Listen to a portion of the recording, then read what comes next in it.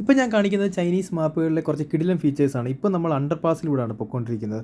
ഈ അണ്ടർപാസിൽ പോകുമ്പോൾ വരുന്ന ആനിമേഷനാണ് നിങ്ങളീ കാണുന്നത്.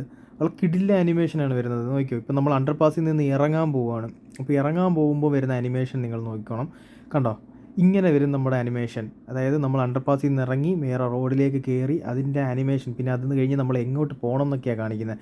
അപ്പോൾ ഇത് വേറൊരു ഫീച്ചറാണ്. അതായത് നമ്മളുടെ ട്രാഫിക്കിലൊക്കെ നിർത്തിയിടത്തില്ല, ആ സമയത്ത് കാണിക്കുന്ന ഫീച്ചറാണ്. എത്ര മിനിറ്റിന് റെഡ് സിഗ്നൽ ഉണ്ട്, അപ്പോൾ റെഡ് സിഗ്നൽ മാറിക്കഴിഞ്ഞാൽ ഗ്രീൻ സിഗ്നൽ എത്ര സെക്കൻഡ് ഉണ്ട് എന്നൊക്കെ ഇത് കറക്റ്റാಗಿ കാണിക്കും. അതായത് അത് കഴിഞ്ഞിട്ടുള്ള അടുത്ത സിഗ്നലിൻ്റെ ഏത് സിഗ്നലാണ് കിടക്കുന്നത്, റെഡ് ആണോ ഗ്രീൻ ആണോ, അപ്പോൾ റെഡ് ആണെങ്കിൽ തന്നെ എത്ര സെക്കൻഡ് ആ റെഡ് ഉണ്ട്, അപ്പോൾ അതെല്ലാം ഇതിനകത്ത് കൃത്യമായിട്ട് കാണിക്കും.